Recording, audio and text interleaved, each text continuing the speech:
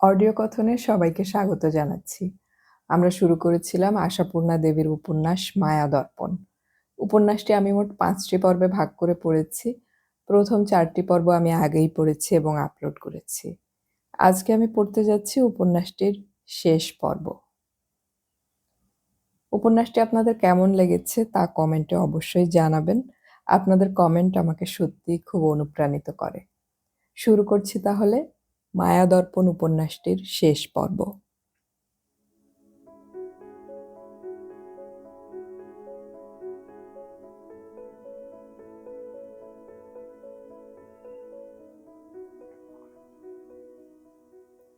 শুঁয়োপোকার রূপান্তর ঘটছে দিনে দিনে। প্রজাপতির বিচিত্র বর্ণ দেখা দেয় তার ডানায়, আর সেটা বড় বেশি দ্রুতই হতে থাকে। কালীপুরের সেই তেল জবজবে চুলে উঁচু খোপা বাঁধা তামাটে ফর্সা স্বাস্থ্যবতী মেয়েটা রূপে, লাবণ্যে আর ভঙ্গিমায় চ্যাটার্জি সাহেবের বড় মেয়ের আসনটা যেন সগৌরবেই দখল করেছে। হয়তো এটা এত তাড়াতাড়ি হতে পারছে সেই তার প্রখরতা আর মুখরতার প্রতিক্রিয়ায়। আগুন ছিল, কাচের আধারে আশ্রয় পেয়ে আলো হয়ে উঠেছে। মুখরতা ছিল বলেই প্রতি মুহূর্তে প্রশ্নে মুখর হতে পারছে। ভবেশ মাঝে মাঝে অবাক হয়ে যায়, বলে, ও মামি, তোমার ওই মেয়েটি তো 4টিখানি মেয়ে নয়। ওর মাস্টারি করতে এসে আমার যে সেই গণেশ আর বেদব্যাসের দশা ঘটছে। ওকে তুমি আর 2 বছরের মধ্যেই ক্লাস 10-এ দিয়ে দিতে পারবে। বয়সে প্রায় মেরেই আনবে। অতটা বিশ্বাস না করলেও খুশি হয়ে ওঠেন সবিতা। তাকিয়ে দেখেন তার বড় মেয়ের দিকে স্নেহের চোখে। স্নেহে কোমল হচ্ছেন ক্রমশ সবিতা। কালীপুরের কোটিংটা এত তাড়াতাড়ি মুছে ফেলতে পারবে বলে আশা করতে পারেননি। তাই কৃতজ্ঞ হচ্ছেন মেয়েটার কাছে। স্বামীর কাছে এসে বলেন, দেখেছ কিরকম দ্রুত উন্নতি করছে? চ্যাটার্জি সাহেব মৃদু হেসে বলেন, হাতের গুণ। সবটা অবশ্য তা নয়। সবিতাও হাসেন। ম্যাটেরিয়ালটা দেখতে হবে। মান্দার মেয়েকে নিয়ে পরীক্ষা শুরু করলে এ সাফল্য আসতো না নিশ্চয়ই। প্রবীর এসে উচ্ছ্বসিত হয়, বাবা বাবা, আগে আমি দিদিকে পড়াতাম, এখন দিদি আমায় পড়ায়। বাবা ছেলের পিঠ ঠুকে দিয়ে আদর করেন। দেখছো তো কেমন একখানি দিদি এনে দিয়েছি তোমাদের। সুদীপ তাকে আগে লোকের সামনে বার করতে লজ্জা করত। এখন সুদীপ তাকে দেখিয়ে বেড়াতে ইচ্ছে করে। রূপ বড় মূল্যবান জিনিস। সুদীপ তার জন্য অনবরতই আসে উপকরণ। বস্তু ভার দিয়ে দিয়েই তো ভালোবাসার প্রকাশ, কৃতজ্ঞতার প্রকাশ, আনন্দের প্রকাশ। তাই তার ঘর সাজাতে আসে নতুন শেলফ, নতুন আলমারি, রঙিন বেড কভার, সুন্দর টেবিল ক্লথ, বাহারি পর্দা। আসে ভারে ভারে জামা, জুতো, ফিতে, মালা, শিশি, কৌটো। এটা যেন সবিতার অনেকটা নেশার মতো হয়ে উঠেছে। যেন এতদিনের সমস্ত ত্রুটি পূরণ করতে উঠে পড়ে লেগেছেন। তাছাড়া সদ্য তরুণী হয়ে ওঠা মেয়ের লাবণ্যময় নতুন সৌন্দর্য কোন মাকেই না বিমুগ্ধ করে। কোন মায়ের না সাধ যায় তাকে ভরে দেয় স্নেহে, আদরে, উপহারে। প্রকৃতি যখন ঐশ্বর্যের ডালি হাতে এনে সাজায়, মনে হয় তবে আমিও সাজাই, আরও সাজাই। সাধ্য যাদের নেই তারা নিঃশ্বাস ফেলে, সাধ্য যাদের আছে তারা বাড়ি বোঝাই করে। এত কি হবে মা, পঞ্চমী বলে। এত জামা পরতে পরতে তো আমি তোমার মতো বড় হয়ে যাব। হ্যাঁ, আজকাল মা বলে পঞ্চমী সবিতাকে, বলে তুমি। বাবাও বলে বাবাকে। তার মুখের সেই বাবা শব্দটা এখন আর মান্দার মতো লাগে না। আস্তে আস্তে ও যেন অধিকার বোধের মাটিতে শিকড় নামাচ্ছে, যেমন নামায় গরিবের ঘর থেকে আসা বড়লোকের বউরা। প্রথম দিকে তাদের পদপাত থাকে কুণ্ঠিত, তারপর সহজ হয়ে যায়, স্বাভাবিক হয়ে যায়। বাড়ির যে চাকর বাকরদের সামান্য একটু ফরমাস করতে দ্বিধা করত, স্বচ্ছন্দে তাদের ধমক দেয়। পঞ্চমীও ক্রমশ সহজ হচ্ছে, সাহসী হচ্ছে। পঞ্চমী এখন বলতে পারে, ও মা, আর চাপিও না আমার ডিশে। হারানিধি মেয়েটাকে কি আবার হারাতে চাও? চ্যাটার্জি সাহেবকে সহজেই বলতে পারে, বাবা, গাড়িটাকে কি বিকেলের দিকে পাওয়া যাবে একবার? ভবেশদার সঙ্গে কিছু বই কিনতে বেরোতাম। পারছে, বলতে পারছে এ কথা আজকাল পঞ্চমী। ওর প্রকৃতির অকুণ্ঠ দীপ্তি ওকে মানিয়ে দিচ্ছে। কিন্তু এ তো বাইরের রূপ পঞ্চমীর। ও যে হারবো না, ঠকবো না এই প্রতিজ্ঞা করে ক্ষেত্রে নেমেছিল, এ তো তার প্রতিক্রিয়া। ভিতরটা, ভিতরেও কি এমনি পরিবর্তন ঘটেছে পঞ্চমীর? কালীপুর গ্রামের সেই উঁচু খোপা বাঁধা মেয়েটাকে কি একেবারে ভুলে গেছে সে? ভুলে গেছে বংশী নামের একটা অবোধ ভালোবাসাকে? যখন নিজেকে নিয়ে নিজে বসে পঞ্চমী, নিজেকেই সে প্রশ্ন করে। প্রশ্ন করে, আমি কি আমার সত্যিকার আমিকে ভুলে যাচ্ছি? সেই আমার আদরের, আমার ভালোবাসার, একান্ত আমার নিজস্ব পঞ্চমীকে সত্যি কি সুদীপ্তা হয়ে যাচ্ছি আমি? পঞ্চমী নামের সেই মেয়েটা কি তবে মরে গেল? আর বংশী? বয়সের উন্মেষের সঙ্গে সঙ্গে পঞ্চমী বুঝি অনুভব করতে পারে বংশীর সেই বিহ্বল বিভ্রান্ত দৃষ্টির অর্থ কি। নিজেকে ভারী অকৃতজ্ঞ মনে হয় পঞ্চমীর। মনে হয়, কে জানে পিসে কেমন আছে, কে জানে বংশী কোথাও চলে গেছে কিনা। পিসে মরে গেলে আর কি থাকবে বংশী? কার কাছে থাকবে? পিসে তো মরবার দাখিলি ছিল। সে নিজে অতটা বুঝতে না পারলেও এখানে বাবা আর ভবেশদার কথাবার্তায় ধরে ফেলেছিল। ভবেশদা বলেছিল, নমস্য মামা, তুমি আমার শুধু নমস্য ছিলে, এখন পরম নমস্য হলে। যে লোকটাকে পুলিশে ধরিয়ে দিয়ে 10 বছর ঘানি টানবার ব্যবস্থা করার কথা, তাকে তুমি আমার মেয়ের খরচা ধরো বলে 1 পাহাড় টাকা দিতে গেলে। বাবা তখন বলেছিলেন, নোটিশ তো ওর এসেই গেছে ভবেশ, দেখে বুঝতে পারলে না ওর নামে কেস করব? ঘানি টানানো পর্যন্ত টিকবে? কতদিন হয়ে গেল সে কথা। এখনো কি টিকে আছে সে জীর্ণ মানুষটা? আবার হঠাৎ ভারী রাগ আসে বংশীর ওপর। তিনখানা চিঠি দিল পঞ্চমী, একটারও উত্তর দিতে পারলেন না বাবু। পিসের কথা মতো সে চিঠিটা তো বেশ লিখতে পেরেছিল, চিঠি অতএব লিখতে পারে, অথচ পঞ্চমীর চিঠিগুলো? আর কিছু নয়, রাগ। পঞ্চমী চলে এসেছে তাই রাগ। অথচ সব দোষ তোদেরই। স্কুলে তো যাচ্ছিলেন বাবু, ঈশ্বর জানেন ছেড়ে দিয়েছেন না লেগে আছেন। পড়লে তো এতদিনে ক্লাস 7 হতো। নিশ্চয়ই আর পড়ে না, নিশ্চয়ই অক্ষর টক্ষরও ভুলে গেছে, তাই চিঠির উত্তরও দিতে পারে না। অথচ এখন পঞ্চমী ইচ্ছে করলে রোজ একটা করে চিঠি দিতে পারে। পঞ্চমীর টেবিলের ড্রয়ারে চিঠি লেখার সরঞ্জাম মজুদ। খবরটা জানতে না পারা যে পঞ্চমীর কত কষ্ট, সে বুদ্ধিটুকু নেই বুদ্ধুর। আচ্ছা, একবার কি কালীপুরে যাওয়া যায় না? এরা তো আমায় এত ভালোবাসেন, কিছু না চাইতেই কত দেন। একবার যদি এই প্রার্থনা করি, ছেলেবেলা থেকে ছিলাম, দেশটা একবার দেখতে ইচ্ছে করে। এরা কি রাগ করবেন? ভাববেন আমার মন পড়ে আছে সেইখানে? নাকি ভেবে বসবেন পালাবার তাল করছি? তাই কখনো হয়? পালাবার তাল যখন করেছিলাম, যখন প্রতিক্ষণ ভেবেছি এদের সঙ্গে আমি থাকতে পারবো না, তখনই বড় গেলাম। আর এখন, এখন তো মন বসেই গেছে। তাছাড়া লেখাপড়াটা খুব ভালো লাগছে। শুধু বংশীকে গিয়ে একবার বলা, ওরে বংশী, পঞ্চমীকে যত বেইমান ভেবে রেখেছিস, তত বেইমান নয় সে। তারপর একবার এই এত দিনের গল্পগুলো করা, কেমন করে পঞ্চমী থেকে সুদীপ্তা করে তুলেছে পঞ্চমীকে, তার ইতিহাস বর্ণনা করা, দুঃখে কৌতুকে। তবে হ্যাঁ, এই স্কার্ট পরে কালীপুরে যাওয়া চলবে না, শাড়ি একটা পরতে হবে।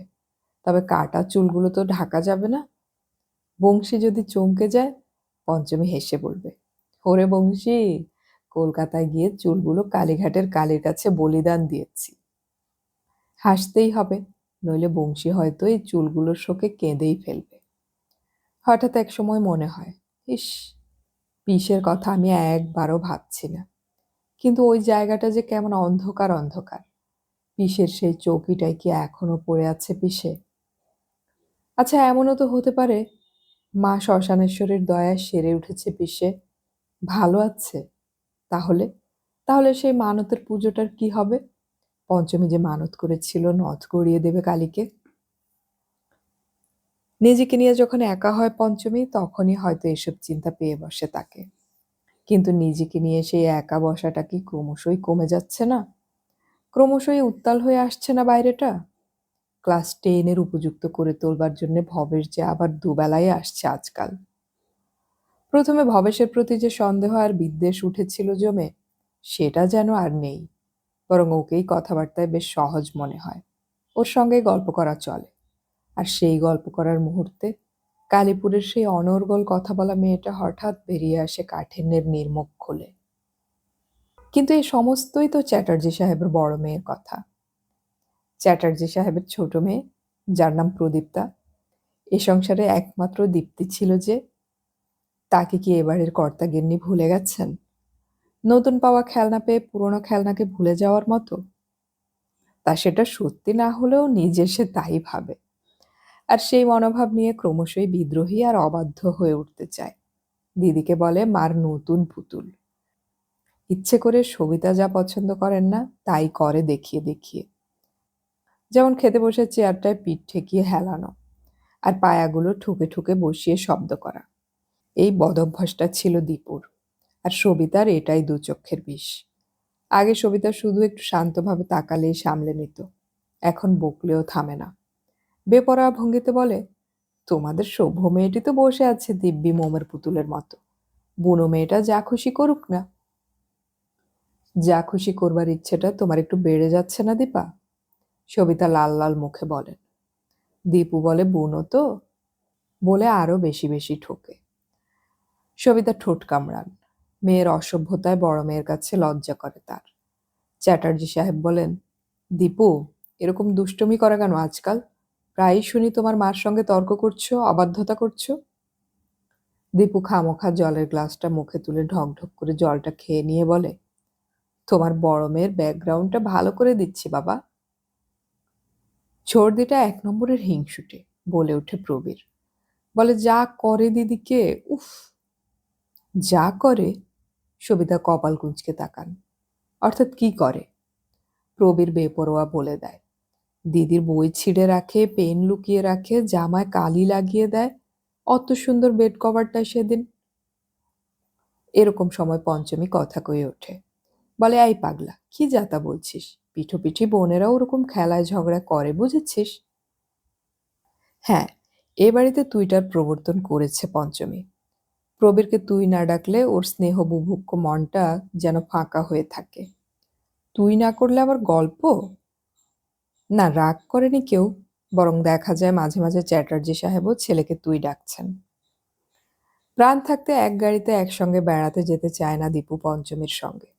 স্বচ্ছন্দে বলেছে, আমার বিচ্ছিরি লাগে। বলে, ওর কাছে বসলেই প্রথম দিন ওর গা দিয়ে যে বিচ্ছিরি গাইয়া গন্ধটা পেয়েছিলাম সেটা মনে পড়ে যায়। এরকম অনেক কথাই বলে দীপা, দুর্বিনীত হাসি হেসে। এরা একমাত্র শাস্তি প্রহার, সভ্য সমাজে যেটা অচল। তাই ক্রমশই বেয়াদব হয়ে যাচ্ছে দীপু। প্রহারও নেই, ধমকও নেই, শুধু শান্ত গলায় তিক্ত ধিক্কার।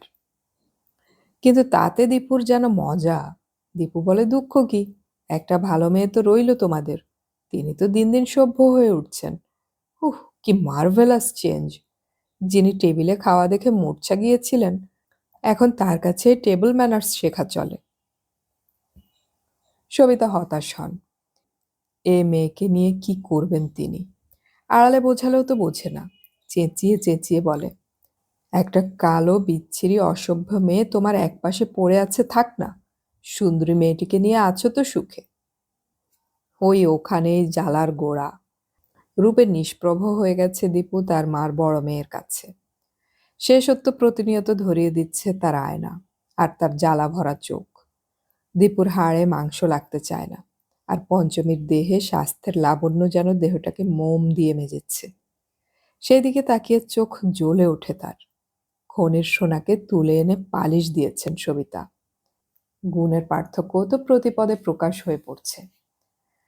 বাড়িতে যারা আসা যাওয়া করে, আত্মীয় বন্ধুর দল, তারা দীপুর মনস্তত্ত্বের ধার ধারে না। তারা উচ্ছ্বসিত হয়ে বলে, আহা, কি মেয়ে! এই মেয়েকে হারিয়ে ফেলেছিলে? বলে, তোমার 3 ছেলে মেয়ের মধ্যে রূপে এটিই সেরা। বলে, যাই বলো বাবু, খুব বুদ্ধিমতী। কে বলবে এতদিন পাড়াগাঁয়ে চাষা ভুষোর ঘরে মানুষ হয়েছে? এত সাহসী কথা অবশ্য সবিতার বাপের বাড়ির লোকেই বলে। শ্বশুর বাড়ির লোকের মধ্যে শুধু ভবেশ বলে। জুয়েল, জুয়েল একখানি, বুঝলে মামি? ওর মতো পরিষ্কার ব্রেন হলে তোমার এই ছেলে মেয়ে দুটো তরে যেত। দীপু ঠিকরে নিজের ঘরে ঢুকে যায়। পঞ্চমী আস্তে ওর ঘরে এসে বলে, তুমি ওদের কথা রাগ করো কেন ভাই? সবাই তো জানে আমি গাইয়া, আমি ভূত। এত বড় মেয়ে আমি, পাশ করে বেরিয়ে যাবার কথা। এখনো কোথায় পড়ে আছি, তাই উৎসাহ দেবার জন্যে বলে। দীপু বলে, থাক থাক, আর ঢং করতে হবে না। রূপের অহংকারে তো মরছো। সত্যি এ বাড়ির মেয়ে কিনা তারই ঠিক নেই, সবাই মাথায় করে নাচছে।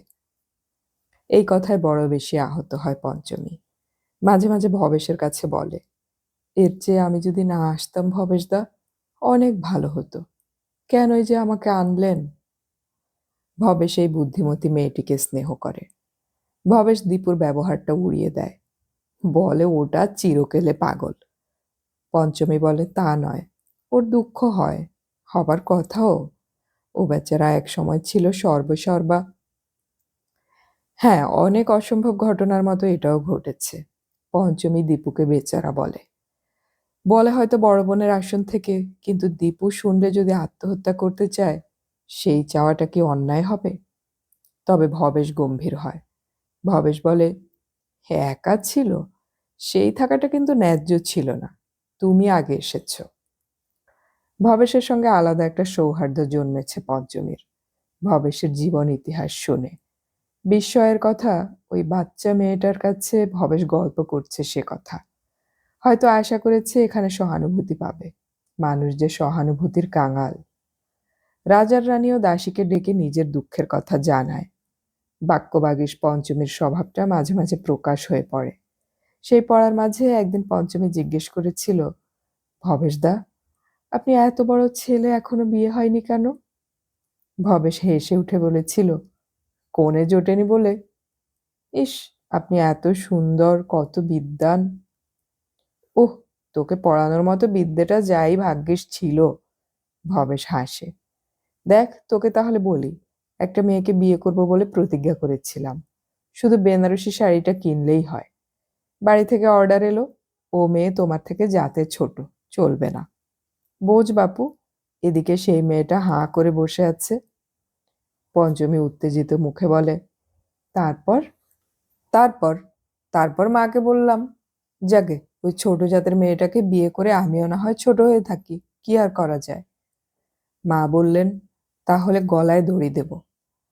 মাকে গলায় দড়ি বেঁধে ঝুলতে দিয়ে বিয়ে করতে কার স্বাদ হয় বল?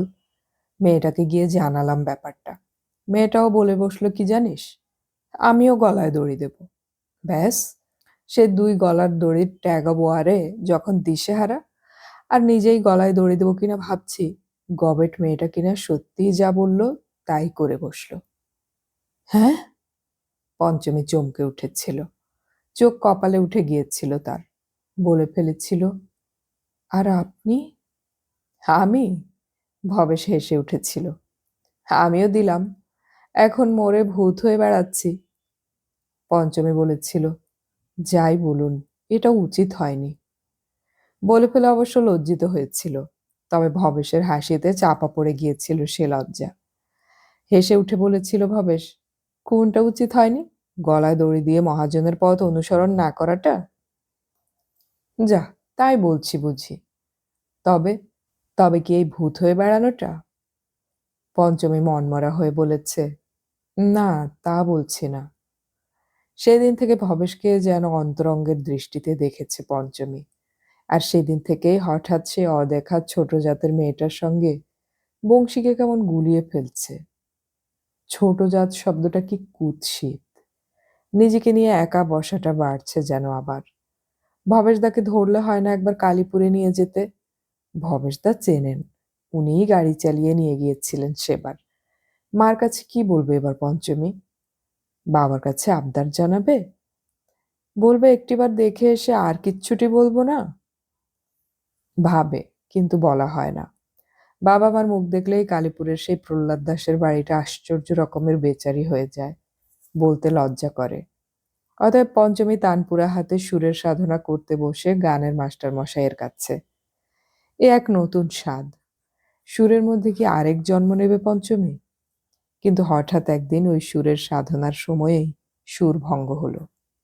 মাস্টার মশাই আসেননি তখনও। তানপুরাটা নিয়ে বসেছে পঞ্চমী। মনটা খুব খুশি আছে।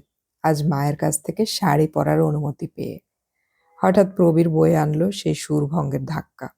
উত্তেজিত মুখে বলল, দিদি দিদি, দেখো কাণ্ড, চর্দির ড্রয়ারে তোমার চিঠি লুকিয়ে রেখেছে, তোমায় পড়তে দেয়নি। কবে এসেছে জানো? পরশু তরশু, আরো আগে। পঞ্চমী বিদ্যুতের শক খাওয়ার মতো ছিটকে উঠে আসে, স্তব্ধ হয়ে তাকিয়ে থাকে চিঠিটার দিকে।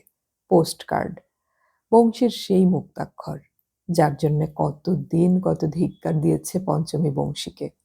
আর এই বংশী পঞ্চমীকে ধিক্কার দিচ্ছে। কল্যাণিয়া পঞ্চমী, তোমাকে ইতিপূর্বে পিসের অসুখ বেশি জানাইয়া 4খানি পত্র দিয়েছি, কিন্তু কোনোই উত্তর পাই নাই। বোঝা যাইতেছে কালীপুরকে তুমি একেবারেই ভুলিয়া গিয়াছ। যাক, তাহাতে দুঃখ নাই। স্বয়ং ভগবানও তো মথুরায় গিয়া পিতা নন্দ, মা যশোদা ও শ্রীধাম সুদামকে ভুলিয়া গিয়াছিলেন। তথাপি অবগতির জন্য জানাই, গত বুধবার রাত্রে পিসে স্বর্গে গিয়াছেন। জানি এ খবরে তোমার কোনো দুঃখ নাই, তবু আমার কর্তব্য তাই জানাইলাম। ইতি শ্রী বংশীচরণ পাল। লেখাপড়া বংশী ছাড়েনি বলেই মনে হয়। হাতের লেখা যেমনই হোক, ভাষার মুন্সিয়ানাই সেটা প্রমাণ করছে। পোস্টকার্ডটার দিকে তাকিয়ে থাকে পঞ্চমী পাথর হয়ে। 4খানা চিঠি দিয়েছিল বংশী। সে চিঠি আসেনি পঞ্চমীর হাতে। না জানি কত ঘৃণা করেছে বংশী পঞ্চমীকে, কত ধিক্কার দিয়েছে, অথচ লেটার বক্সের চাবিটা চিরকাল চোর খোলে কিনা তাই এত চালাকি।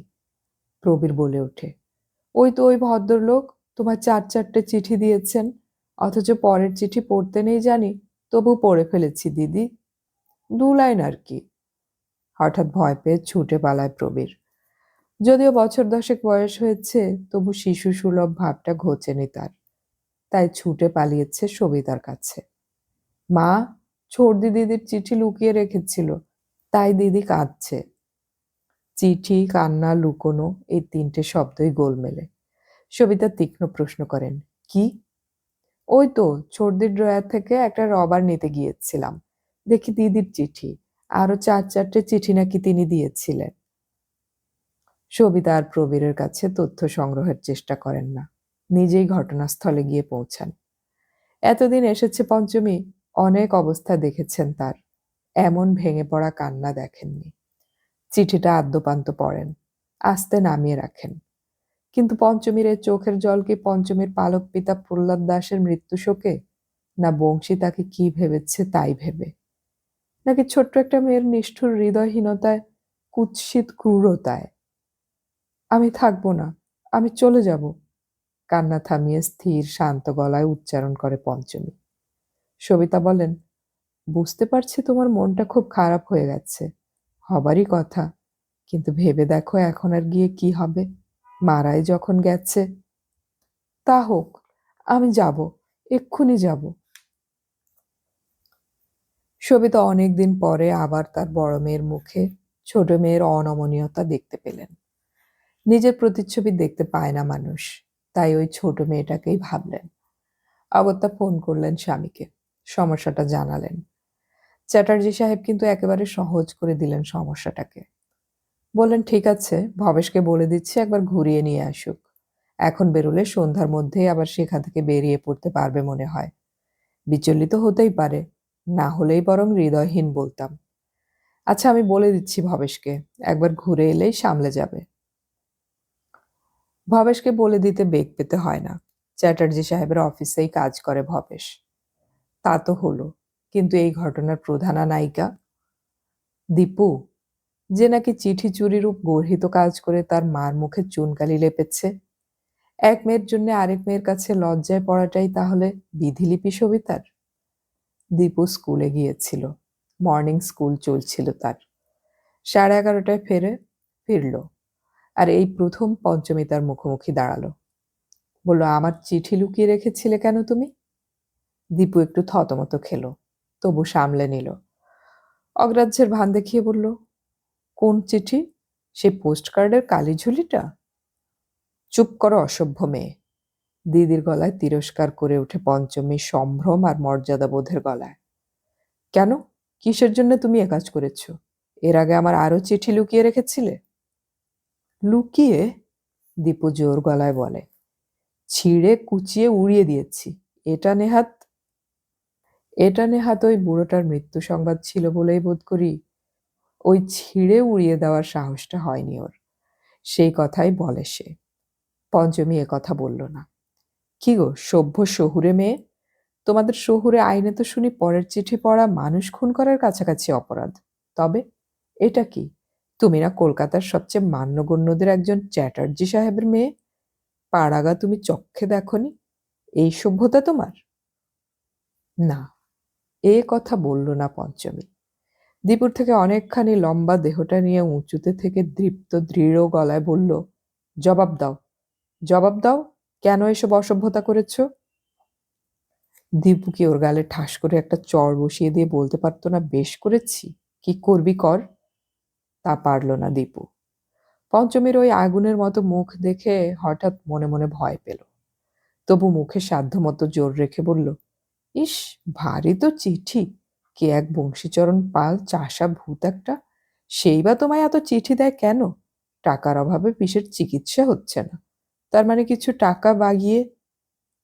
কিন্তু কথা তাকে শেষ করতে দিল না পঞ্চমী। ভয়ানক একটা দুঃসাহস করল। ঠাস করে দীপুর গালে একটা চড় বসিয়ে দিয়ে তীব্র স্বরে বলে উঠল, চুপ, একদম চুপ।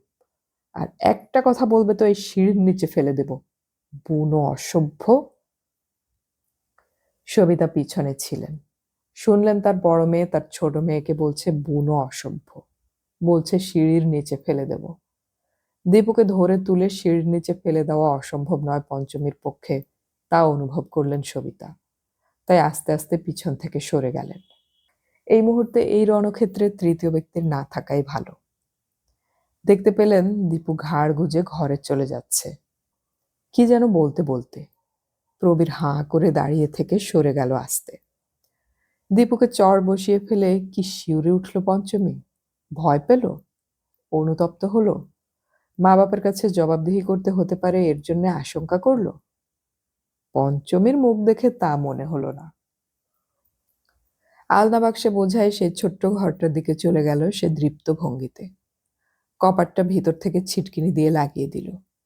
কে জানে, চলে যাবার প্রস্তুতি হিসেবে শাড়ি বদলাতে, না রুদ্ধ সমুদ্রকে বেলাভূমিতে আছড়ে ফেলতে। 2 বছরের বেশি হয়ে গেল এখানে এসেছে সে। সবে 7 দিন হলো মারা গেছে পিসে।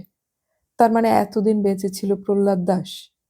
তার সেই ভাঙা খাঁচাখানা নিয়ে বংশী অতএব আগলে পড়ে থেকেছে। বংশীর কষ্টের অবধি থাকেনি। বংশী পঞ্চমীকে জানিয়েছিল টাকার অভাবে পিসের চিকিৎসা হচ্ছে না। অকারণ কত রাশি রাশি টাকা উঠছে পঞ্চমীর জন্যে। কিন্তু বংশী কি পঞ্চমীর কাছে টাকার প্রত্যাশা করে এ খবর দিয়েছিল? কক্ষনো না। বংশী শুধু পঞ্চমীকে তার দুঃখময় অবস্থাটা জানিয়েছিল। তার মানে বংশীর পঞ্চমীর উপর বিশ্বাস ছিল এ যাবৎ। ভেবেছিল দুঃখের কথা ওর কাছে বলবো না তো কার কাছে বলবো। তারপর তারপর পঞ্চমীকে নেমোখারাম বলে গাল দিয়েছে, নিষ্ঠুর বলে ধিক্কার দিয়েছে, অমানুষ বলে ঘৃণা করেছে। পঞ্চমী এখন গিয়ে যতই নিজের অবস্থা বুঝিয়ে বলুক, আর কি কখনো সেই বিশ্বাস ফিরিয়ে পাবে বংশী? পিসের মর্মজ্বালা তাকে পাথর করে রাখবে না। পিসেকে তো আর কোনো উপায়েই জানানো যাবে না পিসের চিঠি পেয়ে চিঠির জবাব দেব না এমন নেমোখারাম আমি নই। আসল ঘটনা এই, বরং আমার চিঠির উত্তর না পেয়েই অভিমানে খান খান হয়েছি আমি। বহু বেদনার উত্তাল ঢেউ পঞ্চমীকে আছড়ে আছড়ে মারে। পঞ্চমী আর এখানে থাকবে না। সেই তার বুনো জংলি গ্রামেই ভালো। ওই পাজি অসভ্য মেয়েটা যেমন সর্বেশ্বরী হয়ে বিরাজ করছিল, করুক তাই চিরকাল। বাবার জন্য একটু মন কেমন করবে? করুক, কি আর করা যাবে।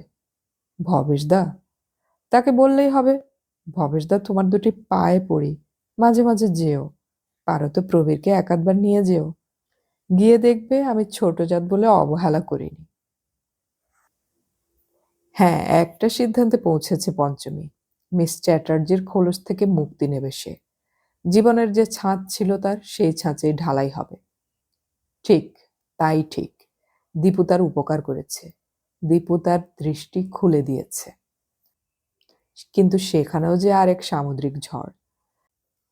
দীপুও যে মায়ের কাছে গিয়ে রুদ্র রোষে বলেছে, আমি থাকবো না, আমাকে স্কুলের বোর্ডিংয়ে পাঠিয়ে দাও, তোমার আদরের বড় মেয়ের মার খেয়ে পড়ে থাকতে পারবো না আমি। মার? সত্যই বটে, বড়ই অপমানের।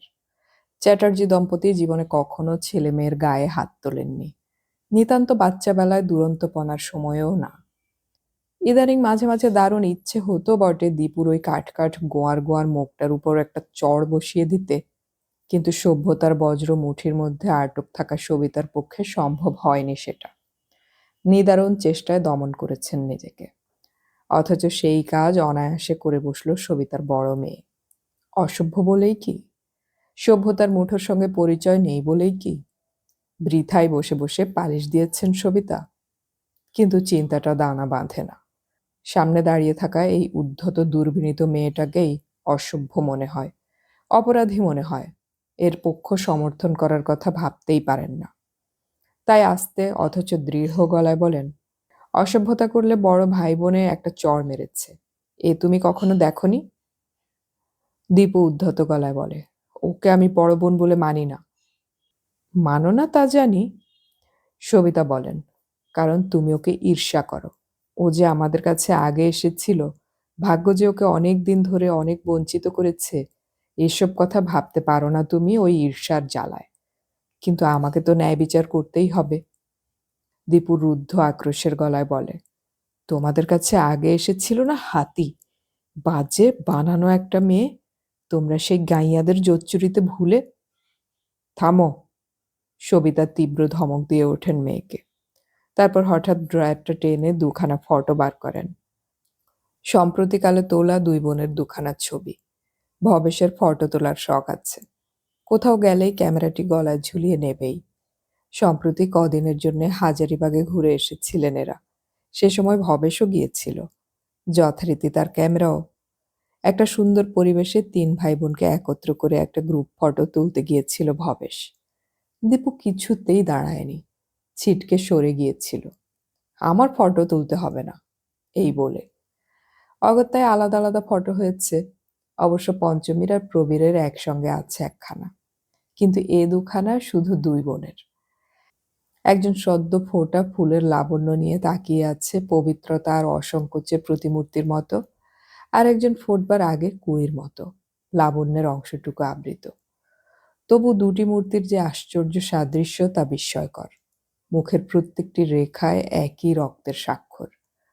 পরিবেশের পার্থক্য যতটুকু তফাৎ রেখেছিল সেটুকুও মুছে গেছে যেন। পূর্ণতা আর অপূর্ণতা ছাড়া আর কোনো পার্থক্য নেই। ফটো দুখানা টেবিলে ফেলেন সবিতা, তীক্ষ্ণ গলায় বলেন, দেখেছ, দেখতে পাচ্ছ? জাল বলে মনে হচ্ছে? বিধাতার কারসাজি। তিনি বোধহয় জানতেন এমন অবস্থার মুখোমুখি পড়তে হবে ওকে, তাই অস্বীকার করবার পথ বন্ধ করে রেখেছেন।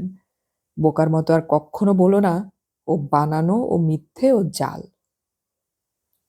ঠিক আছে, বলতে চাই না, দীপু বলে। তোমাদের প্রকৃত মেয়েই থাকুক তোমাদের কাছে, আমি বোর্ডিংয়ে থাকব। সবিতা শান্ত গলার মধ্যে অগ্নি প্রচ্ছন্ন রাখেন, বলেন, বেশ, তোমার বাবা আসুন, যা ব্যবস্থা হয় করবেন। এবার আমার দুই মেয়ের লড়াই লাগবে, ভাবলেন সবিতা, কিন্তু এখন আর ভেবে পাচ্ছেন না এতদিন পরে কেন আবার ভগবান সমস্যা এনে দিলেন। প্রথম দিকে ভেবেছেন বই কি, অনেক ভেবেছেন, যখন কালীপুরের সেই গাইয়া ভূত মেয়েটার উপর পালিশ ঘষতে হয়েছে। যে মেয়েটা রুমালকে বলতো উমাল, রেডিওকে বলতো এডিও, তাকে পালিশ করে তুলতে পারেন কিনা ভেবেছেন। কতদিন সেটা? খুব বেশি দিন কি? অথচ আজ সে এবারের মেয়েকে বলছে অসভ্য, বলছে বুনো। সবিতা রাগ করতে ভুলে যাচ্ছেন। কারণটা শুনেছিল ভবেশ, বেশি আর হৈ হৈ করল না আজ। চলো হে মামের বড় মেয়ে, রথ প্রস্তুত। কিছু টাকা সঙ্গে নাও সুদীপ্তা, বললেন সবিতা পার্স হাতে করে। সুদীপ্তা ঘাড় ফিরিয়ে বলল, কেন? ইয়ে মানে ওই বংশীর ছেলেটিকে যদি। না, ও নেবে না, বলে নিজের সবচেয়ে নীরের শাড়িখানা পরে গাড়িতে গিয়ে ওঠে পঞ্চমী। সংকল্প স্থির করে ফেলেছে সে, আর ফিরবে না কালীপুর থেকে। ভবেশকে ফিরিয়ে দেবে, বলবে, আপনি ফিরে যান ভবেশদা, ওদের শান্তির সংসারে অনেক অশান্তি ঢুকেছে আমায় নিয়ে, আমার বিদায় নেওয়াই ভালো। ভুলেই তো গিয়েছিলেন তারা তাদের বড় মেয়েকে। আবার ভুলে যাবেন। আমার? আমার তো মন প্রাণ বলে কোনো বস্তু নেই। আমি সব ভুলতে পারি। শহরের সভ্য বাড়িতে গিয়ে থাকবার ইচ্ছে আর নেই। সভ্যতার অন্তরালে অসভ্যতা দেখতে পেয়েছে পঞ্চমী। ঐশ্বর্যের অন্তরালে প্রাণহীনতা। ঢের ভালো গায়ের মানুষেরা। জয়দুর্গা প্রহ্লাদের সঙ্গে রাত দিন ঝগড়া করত। প্রহ্লাদ ধরে মারত জয়দুর্গাকে। তবু যেন অনেক ভালোবাসা ছিল তার মধ্যে। কিন্তু সুদীপ্তার মা বাবার মধ্যে পঞ্চমী দেখতে পেয়েছে সেখানকার বিবর্ণ প্রাণহীন চেহারা। পঞ্চমী গাঁয়ে মানুষ। পঞ্চমী গাঁকে ভালোবাসে। পঞ্চমী কেন তবে শহরে বসে বসে শুধু সুদীপ্তা হয়ে থাকবে? ভবেশ একাধবার কথা বলতে চেষ্টা করে, কিন্তু উত্তর পায় না।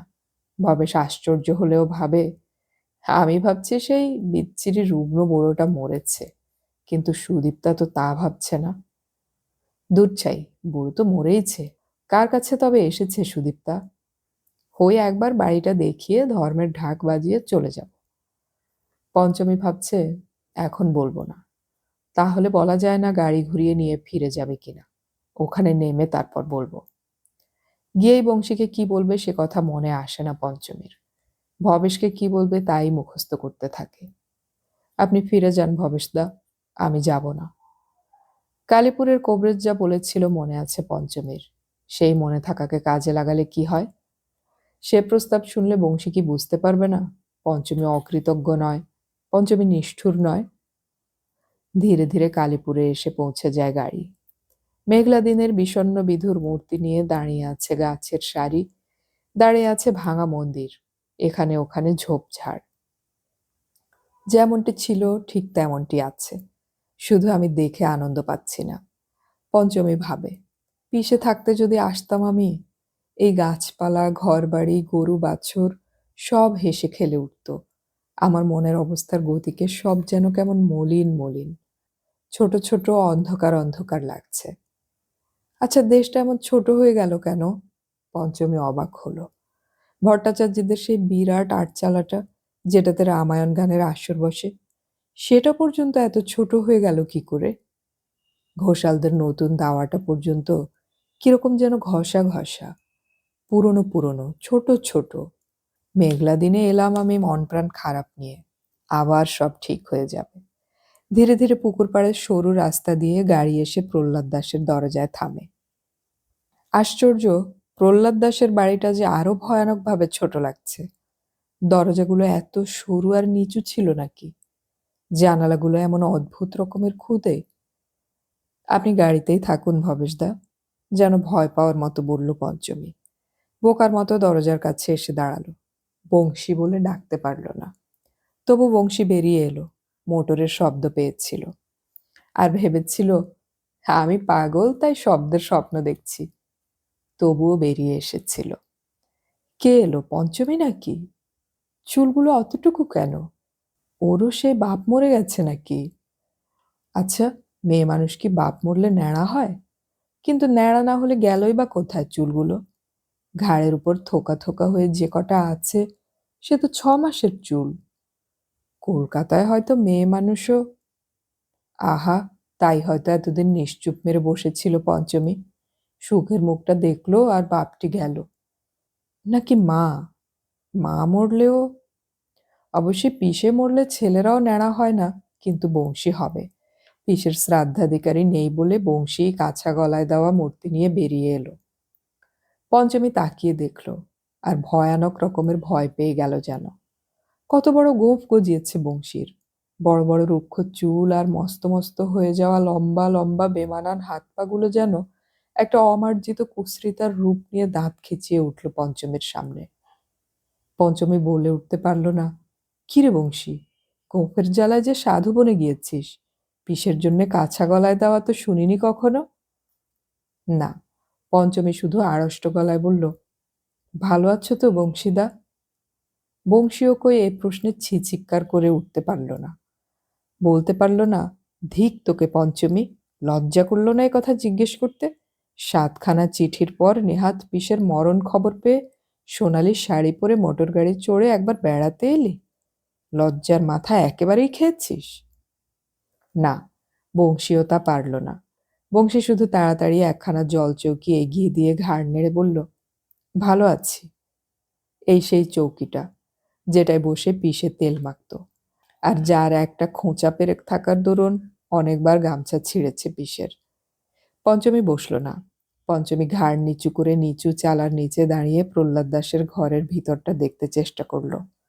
দেখতে পেল না, অন্ধকার। কালীপুরের সূর্যও কি আজকাল সকাল সকাল ডুবছে? কই, বিকেলবেলা তো এমন অন্ধকার দেখাতো না পিসের ঘরটা। শেষটা কি হলো? আস্তে বলল পঞ্চমী। বংশীও আস্তে বলল, ওই ভেদ বমি আর কি, অত্যাচার করতো তো। তুমি এখন কোথায় থাকবে? দেখি। বংশী একটু ম্লান হেসে বলে, বাড়িটা তো নিয়ে যেতে পারেনি পিসে। নিয়ে যেতে পারেনি, তা সত্যি, কিন্তু আছেই বা কি? পঞ্চমী তো দেখতে পেল না কি আছে। দেয়ালের মাটিগুলো খসে খসে ভিতরের বাখারি বেরিয়ে গেছে, চালের খড় উড়ে গিয়ে বাঁশ বেরিয়ে পড়েছে। একা থাকবে? প্রশ্ন করল পঞ্চমী, যে প্রশ্নটা মুখস্থ করে এসেছিল। মুখস্থ করেছিল, একা থাকবে? তাই কি থাকতে পারে মানুষ? আমি থেকে যাব মনে করেছি, ওখানের পাট চুকিয়েই এলাম। মুখস্থ করা কথাটার অনেকখানি ভুলে গেল পঞ্চমী। শুধু বলল, একা থাকবে? বংশী ঘাড় নেড়ে বলল, একা থাকছি না। রামলালের ভাইপো যদু এসে রাত্রিরে শুচ্ছে, সেই থাকবে বলেছে। ঘরের অভাব ওদের। অতঃপর আর কথা নেই। বোকার মতো দাঁড়িয়ে থাকে দুজনে। ইতস্তত করে একবার বলে পঞ্চমী, উঠোনে আর ফুল গাছ লাগাও না? না, হয়ে ওঠে না, বংশী বলে। পিসের অসুখ গেল দীর্ঘকাল। আশ্চর্য, বংশীও বলতে পারল না আমার চিঠিগুলোর কি হলো পঞ্চমী। পঞ্চমীও বলতে পারল না, তোমার চিঠিগুলো আমার হাতে পৌঁছয়নি বংশীদা। ভবেশ হর্ন দিচ্ছিল। পঞ্চমী চঞ্চল হলো, বলল, যাই বংশীদা। বংশী এদিক ওদিক তাকিয়ে বলল, একটু বসা হলো না, একটু কিছু খাওয়াও হলো না। না না, ওসব কিছু করতে যেও না, পঞ্চমী বলে ওঠে। এখন দুঃসময়, কলকাতায় কখনো যাও তো যেও, বুঝলে? বংশী বলল না। বংশী বলল না, তোর কলকাতার মুখের স্বাদ ঝাড়ু পঞ্চমী। শুধু ঘাড় নেড়ে সায় দিল।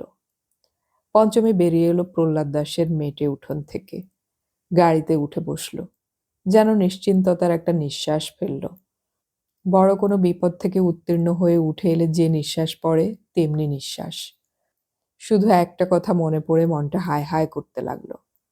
বংশী যখন বলেছিল কিছু খাওয়া হলো না, পঞ্চমী তো হাসতে হাসতে বলতে পারতো, তোমার বিয়ের সময় এসে খাবো বংশীদা, নেমন্তন্ন করবে তো?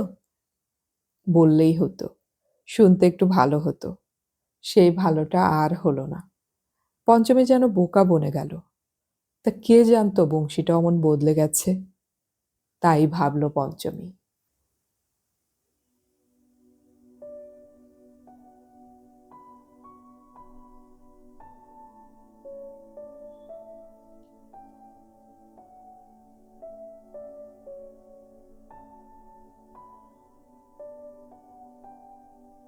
এতক্ষণ আমি পড়ে শোনালাম আশাপূর্ণা দেবীর লেখা উপন্যাস মায়াদর্পণ এর শেষ পর্ব। শেষ পর্বটি একটু মন কেমন করা হয়ে গেল, তাই না? অডিও কথনে আমাদের গল্প পাঠ ভালো লাগলে চ্যানেলটি সাবস্ক্রাইব করে রাখুন এবং বন্ধুদেরকে শেয়ার করুন। মায়াদর্পণ উপন্যাসটি আপনাদের কেমন লেগেছে তা কমেন্টে অবশ্যই জানাবেন। আপনাদের কোনো পছন্দের উপন্যাস থাকলে তা পাঠ করার পরামর্শ দিতে পারেন আমাকে। পরবর্তী উপন্যাস নিয়ে খুব শীঘ্রই হাজির হব, শোনার আমন্ত্রণ রইল। পরবর্তী উপন্যাস আপলোড হওয়ার সাথে সাথেই নোটিফিকেশন পেতে হলে আমাদের সাবস্ক্রাইব বাটনের পাশের বেল আইকনটি চেপে রাখুন। গল্প পড়ি, গল্প শুনি, বাংলা গল্প ছড়িয়ে পড়ুক সবখানে।